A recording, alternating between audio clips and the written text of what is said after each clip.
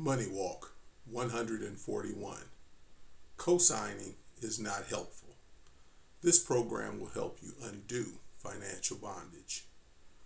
Cosigning is contractually agreeing to pay the amount of money another person borrows when he does not meet the obligation to make required payments. Allowing other people to use your credit accounts to make purchases is similar.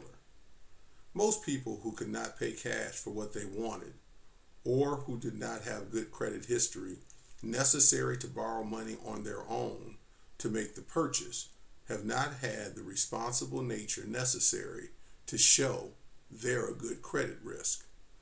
Banks have systems to measure payment risk to determine when it's worthwhile to loan people money.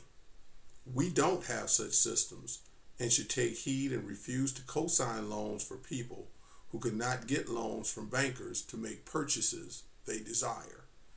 Many of the people asking you to co-sign will continue to be financially irresponsible and impatient in pursuing desires and in other financial dealings.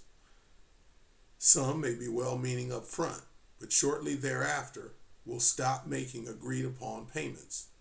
Then you will be A, required to make the remaining payments for their purchases, B, risk ruining your credit history when you cannot pay, and C, be thrust into a bad financial situation. Unless you have the money to cover the purchase and want to give it to them, agreeing to co-sign for another person's borrowing will almost always cause you to be the one paying the bill at some point down the road. Co-signing encourages family and friends to remain financially irresponsible and untrustworthy. Refusing to co-sign doesn't mean along the path of life you should not help people. Feed the hungry, clothe the naked, help find shelter for the homeless, and invest in worthwhile business endeavors for startup entrepreneurs. However, there are many resources in your cupboards, closets, and community that can help with such endeavors.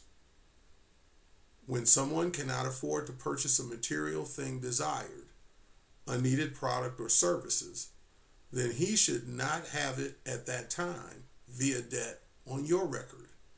Be an example of one who trusts God and works to earn income to meet needs and obtain desires without causing anyone to take on debt. If the Holy Spirit is inspiring you to help, then give available cash in an amount that will not cause you to be an infidel who cannot care for your own household. Otherwise, you're not in a position to help, and you definitely don't want to cast your pearls to swine. Never waste resources entrusted to you on people who willfully disregard biblical instruction on good stewardship.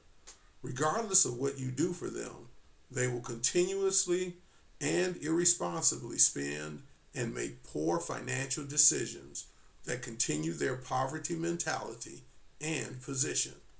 Watch, pray, and observe to find out how you should help or instruct those who ask you to co-sign.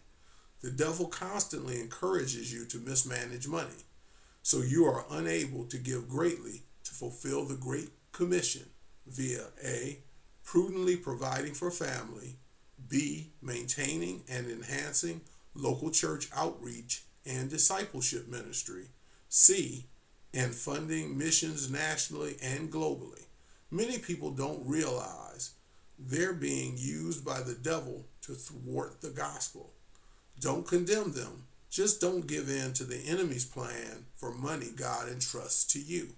Immediately discontinue co-signing and pray that those who ask you to co-sign will allow the Holy Spirit to guide them in using biblical money management principles so they can meet their God-given responsibilities.